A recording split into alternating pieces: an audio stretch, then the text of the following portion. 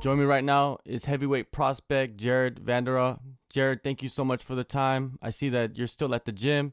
Today I'm kind of resting up for this evening. Tonight I have my sparring with one of my coaches and teammates. Get some of the bigger guys in here, do my work there.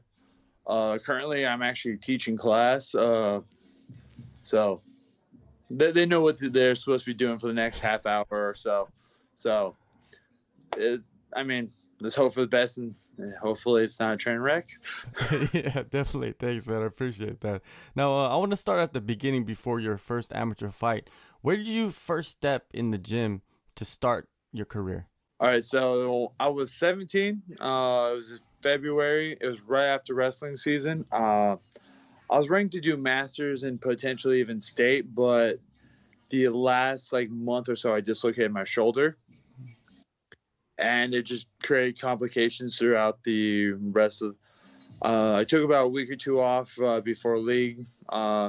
League CIF it was just a rough time for me and my shoulder, so I never was able to recover.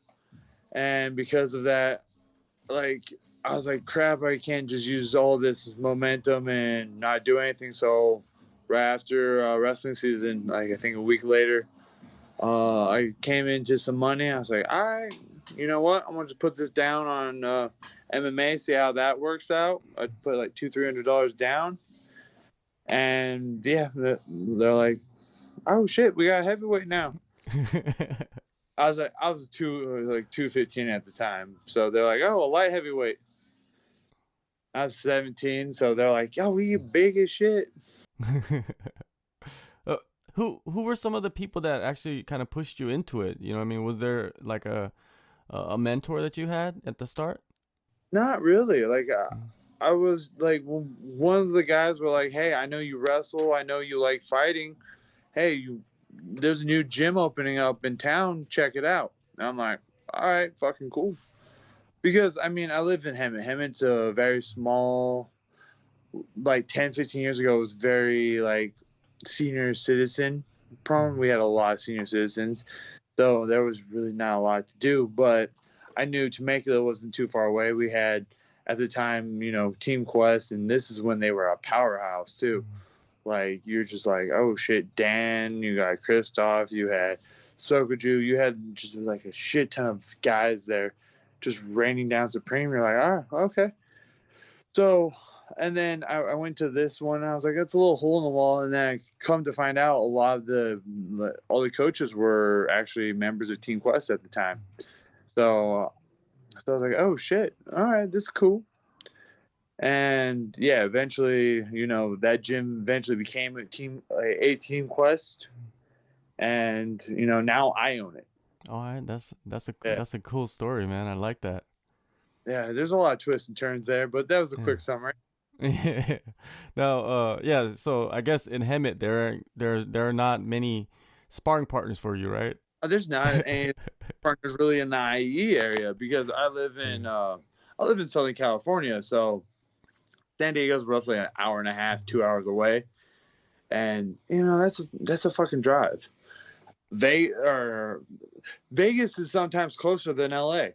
Mhm. Like Vegas could be 3 to 4 hour drive. Vegas, even though it's only like 70 miles away, 80 miles away, you could be in traffic for 5 to 6. So I mean, location wise isn't terrible, but the traffic, just getting out of Hemet alone is almost a half hour anywhere. Going to Temecula takes me about a half hour, 45 minutes. Just getting onto the freeway, half hour. So I mean, I'm kind of stuck, and so I've always had to make drives to get training partners. But we got some big guys out here. We got a lot of decent wrestlers out here. Our current gym has we have one state qualifier training here. We have one, two, three high school coaches teaching here. So I mean, we've gotten a lot better in the last couple months, especially, and it helps me out a lot too. So can't complain. No doubt, man. After a handful of amateur fights, You turned pro in 2015. What prompted you to decide to turn pro at that moment? Opportunity. They're like, Okay. hey, we got a guy for you. You want it?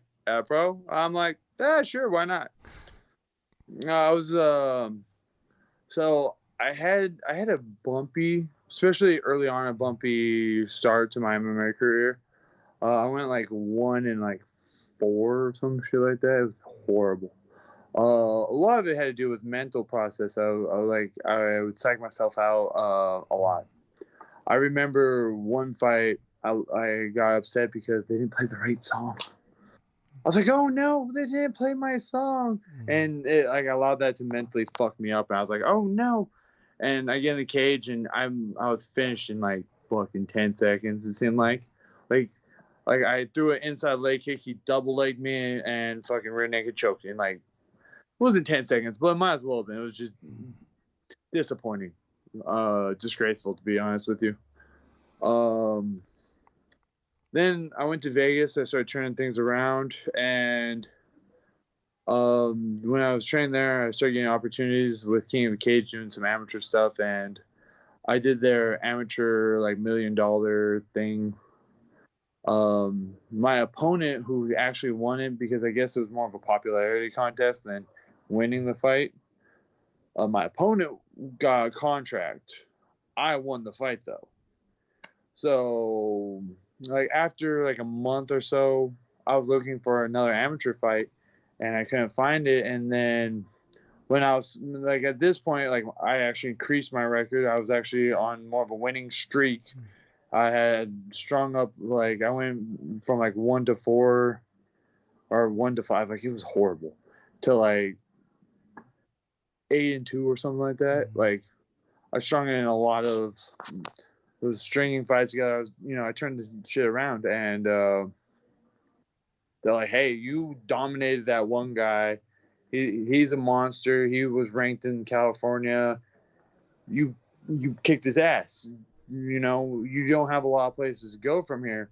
And I was hearing that from the matchmakers on the amateur end. They're like, "Dude, you took out one of the scariest guys in the heavyweight division. You're gonna have a hard time finding fights." And then King of Cage was like, "Yeah, we know you're gonna have a hard time finding fights. Do you want to go pro?" I was like, "Sure, I guess." And so I went pro. I mean, the cool thing was I got to turn pro where I started my career, actually here in Hemet, at Saboba. Saboba they actually they have a lot of famous people actually fought at Saboba through Gladiator, King of Cage.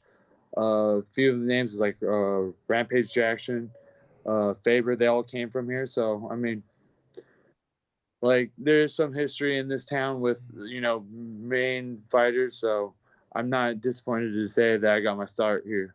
Yeah, it's a perfect example of a fighter needing some amateur experience, right? To Oh get yeah, to work out the kinks a little bit. yeah. No, I kind of believe that boxer thing, not as vastly as they do, Mhm. where they have like 300 fights. But you need to go against your grapplers. You need to go against your wrestlers, your strikers. You need to go against it all. And it allowed me to work out my mental game. It allowed me to work out my kinks. Like it just allowed me to do a lot of the things that I need to do. Now I'm telling a lot of my amateurs now. I'm like, yo, I don't care if you go 2-10.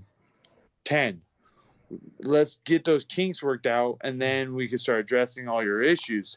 Because once the issues are addressed, everything else is, once you go pro, you could smooth it out. That like it should be smoothed out there, and you go on your wrecking spree.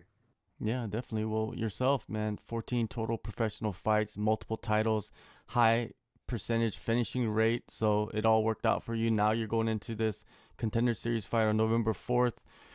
This fight was originally scheduled for September 22nd. What exactly happened to that? Okay, I think maybe okay, so what I was told, and like I said, I get hit in the head a lot, so but they were going to post it. They were going to do the rest of the fight card out in Abu Dhabi, like the rest of the year. Then, so they scheduled us to go to Abu Dhabi. Then they changed their mind and they're like, oh, we're going to finish it up in the Apex. That's what I've understood. But like I said, I get hit in the head a lot. My hearing has gone to shit. My ears are closed. So I might have misheard what my manager told me. But that's kind of what I've accumulated from it. But it was more or less because they went to Abu Dhabi, and like the week before my fight was the first fight back in Abu Dhabi, and I also gathered they didn't want to do the flip flop, boom, boom, boom.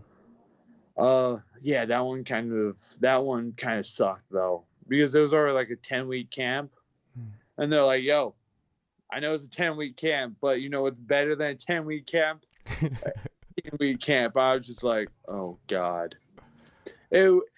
Plus, I already had to go through, like, I've been through several camps with my teammates, like Sam Alvey, Dominic Reyes. They're all teammates of mine.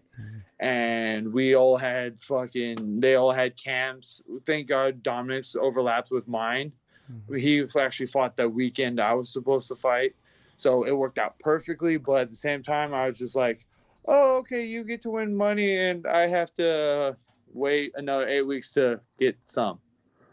I mean, it happens. It's part of the sport. But, I mean, I'm excited. I'm also nervous as fuck. Just because, you know, this is a big opportunity. And, you know, all I know at the end is I'm going to leave it all out there, nervous or not. And, you know, hopefully Daniel's like, you know what? We need another big, ugly guy to join our ranks. You, come here. So that's the plan. I think extending that date to November 4th, it allows you to develop more, you know, especially going through these training camps with your teammates. Oh, yes and no. Like, I feel like when you get, like, okay, because I'm one of those people, if I overstudy, I overanalyze everything. So I think, like, well, a lot of people would have done is like, oh, I got more time to train. I was like, all right, push on the brakes. Because the moment I start overanalyzing things and start overdoing it, I knew it'd be a train wreck. So I was like, all right, let's pump the brakes. Let's relax a little bit. I'm like, you got 8 weeks now. Let's take 2 weeks kind of to heal up. Because I was going hard in the last the last part of the training camp. Like, I was going to go in there with way more injuries than I am now. Like, I was banged up. Like, I was maybe going into that fight, if at best, 80%. And that is high numbers. But now I'm feeling like I'm coming in at 95 to 100%. So I'm like, all right, cool.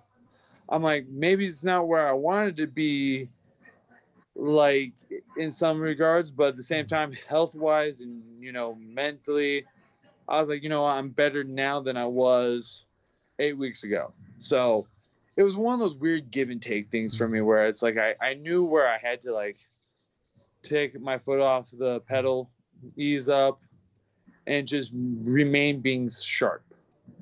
Like, my hands are where they need to, my wrestling is where it needs to. I mean, hell, I even got my black belt during this time. So, I mean, my jiu-jitsu is where it needs to be too. And most importantly for a heavyweight, my cardio. I feel like my cardio is pristine. Like, last week I did 13 rounds without stopping. So I'm like, you know, I wasn't tired. I wasn't exhausted. So I'm like, I'm there. So, I mean, I'm just excited for this fight now. Definitely. Now, what do you think separates you from your upcoming opponent, Oscar Ivan Cota? I mean, you can't really. I really don't know anything about him to say that there's separation, and except that, you know, he prefers his boxing as I prefer my Muay Thai. You know, I think he prefers jiu-jitsu over wrestling. I mean, outside of that, I mean, this is MMA. You have to like all the sports at least a little bit. So, I mean, I'm okay to go box and stand up with him, but I'm okay to grapple with him. I think, you know, I'm preparing for the best him as he should be preparing for the best me. So, I mean, I don't think there's anything really separating us from each other except who wants it more, who's prepared more. And, you know, like, I have this fight envisioned in my head that it's going to be as bloody as Robbie and Rory McDonald. Like, I'm willing to go to that point if necessary. I have no point getting bloodied, cut up, face busted. I mean, I'm ugly, but I got, pretty hot girlfriend. Yeah, her personalities. We're working on that one. I mean, she's also the mother of my child, so it comes with a little extra package. Yeah. But so I mean, I could get uglier. I'm not afraid of the looks being long gone. She might be a little upset about it later, but it's not about her right now. Yeah. The advantages of being a guy, right? Yeah, it's like if we get pretty hot chick, we want to keep them around because we're only getting uglier. Yeah, definitely we are. Well, yeah, man. Like you said, man, you're willing to go that far. You're willing to go to war, but you might not have to. So, oh yeah, like I don't think I had to, but like mentally, I want myself there. I mean, realistically, most of my fight, I've all but one finished with one. Like I didn't finish one fight. Yeah, your last fight. I mean, like, what was it 9 fights I finished? Was it at least 5 or 6 of them are in the first round? Yeah. So I mean, realistically, it's not like I can't go in there and just kick them in the head and call it a day. Or it could be quick night out, or it could be a 15-minute night out. It doesn't matter. I'm prepared either way. No doubt. One last thing before I let you go, there's many different types of competitors and characters in this sport. Do you feel more of a martial artist or a prize fighter at this moment in your career? A little bit of both because, I like to get paid for this stuff, but I enjoy the art of it. Like, naturally, I think I'm an artist. Okay. I write, I paint, I draw, I do all the artsy stuff. But at the same time, I'm like, you know what? I'm poor. I'm tired of being fucking poor. Let's go knock a motherfucker out. Like if there was, bonuses for knocking someone out on Dana White Contender Series, best believe I'm going to be trying it. And I know, but I mean, at this point, I'm just trying to get that contract because I'd rather have stable income. And I know that I could go into the UFC, beat up a lot of the heavyweights there. So just once I get into the doorstep, I'm like, I'm taking home some names, maybe a leg or two, like my heel hooks. I'll heel hook a person. So I mean, I'm a little bit of both. You kind of gotta be, you kind of have to be a little bit of both because, again, this is MMA, and a lot of people forget that it's mixed. You have to have the aspect that, yes, there's arts to it, but at the same time, this is also a business. This is also the entertainment business.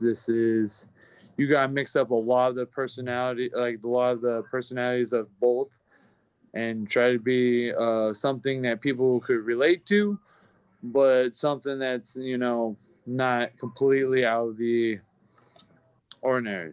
No doubt, man. Well, November 4th, Dana White's Contender Series, UFC Apex. Thank you, Jared, for the time. All the best, man, and hopefully next time we speak, man, you're stepping into the octagon for a UFC debut. Yes. Thank you for having me.